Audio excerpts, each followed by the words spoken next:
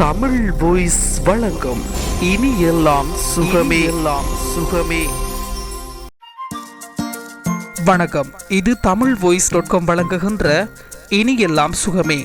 இன்றைய இனி எல்லாம் சுகமே நிகழ்ச்சியில் நாங்கள் பார்க்க போகின்றோம் வீட்டில் செல்வம் பெருகுவதற்கு சில வாஸ்து டிப்ஸ். பொருளாசை இல்லாமல் இந்த உலகில் வாழ்வதை கற்பனை செய்து பார்க்க முடிகிறதா? நல்ல இடத்தில் வாழ்ந்தாலும் கூட நாம் வாழ்வதற்கு பணம் என்பது மிக முக்கிய அங்கமாக மாறிவிட்டது. அதனை தக்க வைத்துக் கொள்ள நீங்கள் போராடுகின்றீர்கள் என்றால் உங்கள் செல்வத்தை பெருக்கிக் கொள்ள கீழ்கூறியுள்ள அருமையான வாஸ்து படிகளை நீங்கள் பின்பற்ற வேண்டும் என்று குஸ்தி பன்சால் என்ற வாஸ்து நிபுணர் கூறுகிறார்.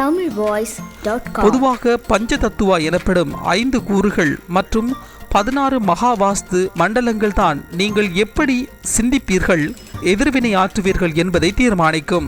சரியான வாஸ்து சாஸ்திரங்களை பின்பற்றியுள்ள வீட்டில் செல்வங்கள் பெருகும்.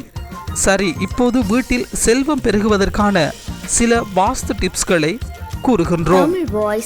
டிப்ஸ் 1. வடக்கு வாஸ்து மண்டலத்தின் பிரதான நிறமாக நீலம் இருப்பதை உறுதி செய்து கொள்ளுங்கள். சமையலறை மற்றும் கழிவறையில் சிகப்பு நிறத்தை தவிர்க்கவும். இவ்விடத்தில் குப்பை தொட்டி, துடைப்பம், வாஷிங் மிஷின், மிக்சி, கிரைண்டர் போன்றவற்றை வைக்கக்கூடாது. சமையலறை என்பது தீயை குறிக்கும். இங்கே பொருட்களை தவறாக வைத்தால் பணம், வாய்ப்புகள் மற்றும் தொழில் வளம் குறையும். டிப்ஸ் 2. வடக்கு மண்டலத்தில் மணி பிளான்டை பச்சை பூந்தொட்டியில் வைத்திடவும் அல்லது தொங்கவிட வேண்டும். பார்ப்பதற்கு பச்சை பசேலென இருக்க வேண்டும். இவை செல்வம் மற்றும் தொழில் ரீதியான வாய்ப்புகளை பெருகச் செய்யும். டிப்ஸ் 3. வடமேற்கு வாஸ்து மண்டலம் உங்களுக்கு வங்கிகள் மற்றும் தொழில் சார்ந்த நபர்களிடம் இருந்து நிதி ஆதரவை பெற்றுத்தரும். டிப்ஸ் 4. அழகிய நுழைவு வாயில். அழகிய நுழைவு வாயில் சந்தோஷத்தையும் வளமையையும் அளிக்கும். மேலும் சமுதாயத்தில் தனிப்பட்ட நபரின் மதிப்பு மற்றும் பாராட்டுக்களை பெறச் செய்யும். ஒழுங்கற்ற முறையில் இருந்தால் உங்களை பிரச்சனைகள் சூழும். உதாரணத்திற்கு தென்மேற்கு கதவு கடன் மற்றும் நிதி பிரச்சனையை ஏற்படுத்தும்.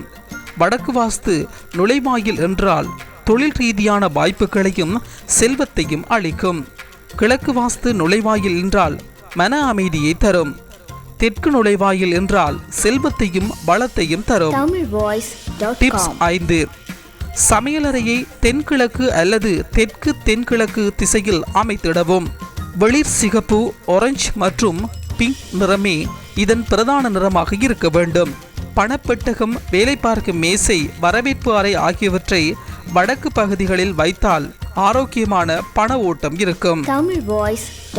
டிப்ஸ் 6. மேற்கு திசையில் வெள்ளையும் மஞ்சளும் தான் பிரதானமான நிறங்களாக இருக்க வேண்டும். பணப்பெட்டகம் வைப்பதற்கு இதுவும் கூட சிறந்த இடமாகும்.